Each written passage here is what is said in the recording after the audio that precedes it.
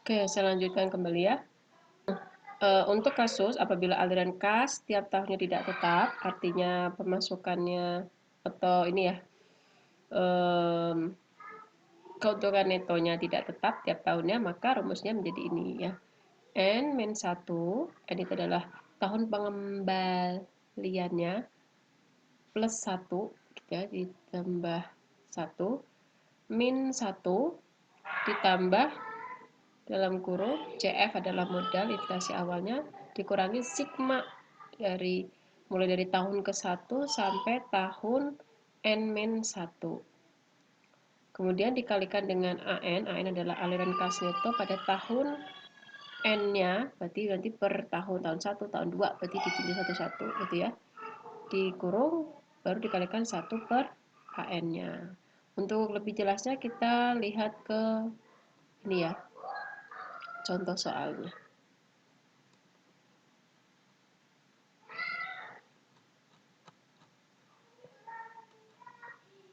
Contohnya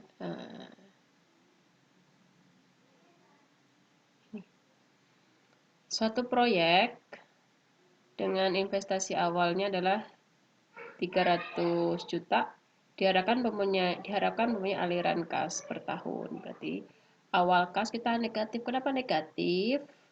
Karena kita anggap karena dia keluar uang kan, maka dia negatif. Maka kumulatifnya dia harus mengumpulkan ya 300 juta lagi untuk mengembalikan modal. Tahun pertama dapat untung bersih 40, maka kumulatifnya dikurangi 40.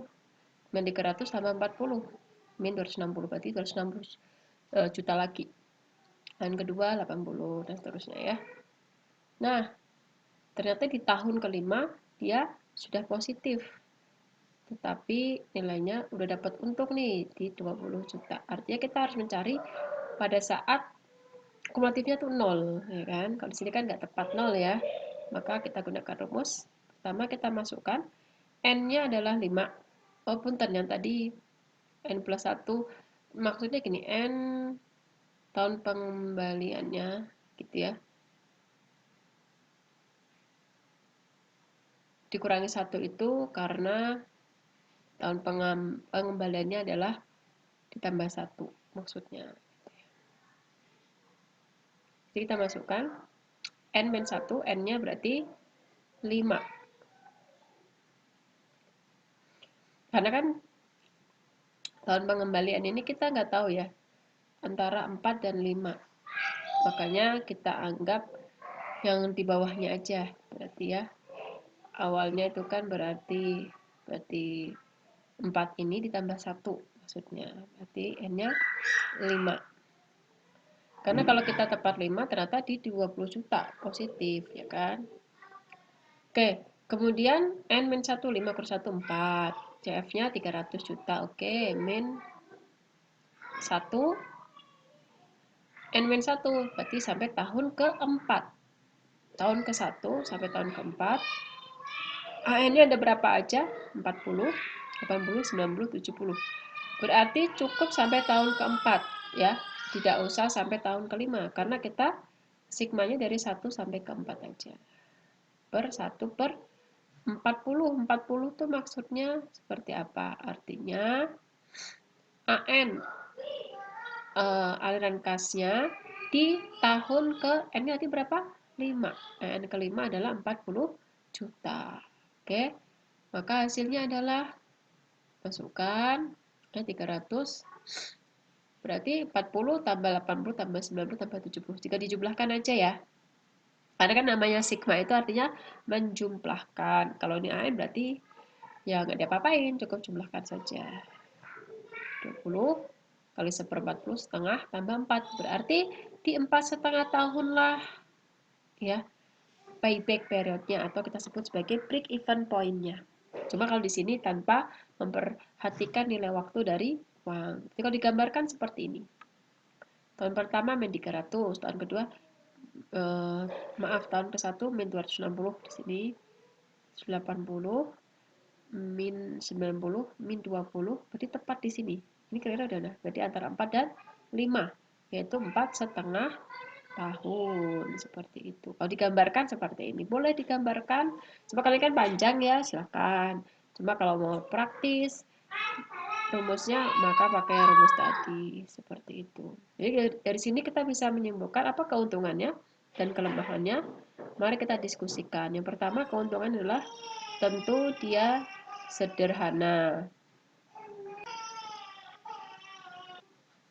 Oke, yang pertama adalah dia sederhana, ya kan, karena tidak menentukan waktu. Rumusnya juga simple, ya kan, mudah dimengerti.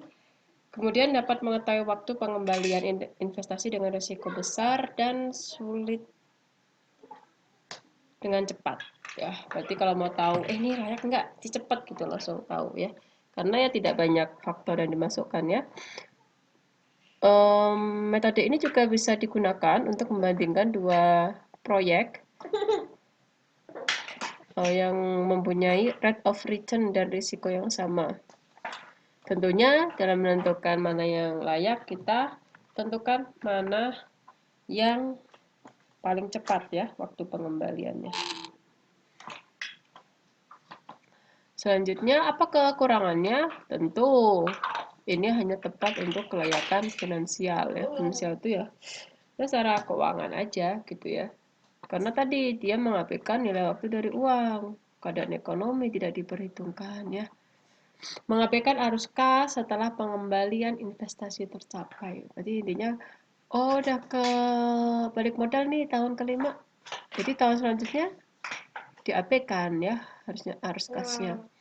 Tidak memberikan indikasi keuntungan profit dari hasil proyek. Karena memang ini cuma ingin tahu waktu pengembaliannya dari modal itu, maka tidak menampakkan profitnya berapa dalam nilai uang seperti itu. Kira-kira seperti inilah dinamakan break-even cost analysis. Contoh ya.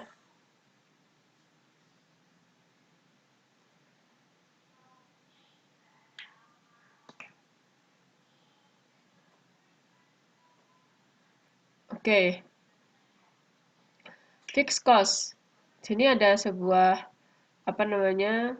suatu grafik yang mana sumber X adalah produktif kapasitasnya, sumber Z adalah sales dan cost-nya.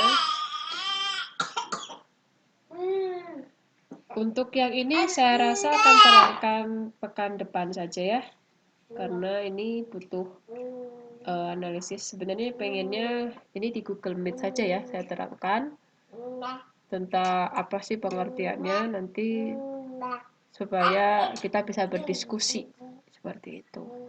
Selanjutnya nanti saya beri contoh soal untuk penugasannya. Saya rasa cukup untuk program hari ini. Minta maaf kalau banyak backsoundnya gitu ya, karena memang ya bisa merekamnya waktunya seperti ini gitu ya.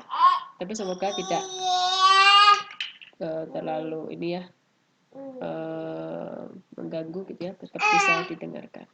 Sekian dari saya. Assalamualaikum warahmatullahi wabarakatuh.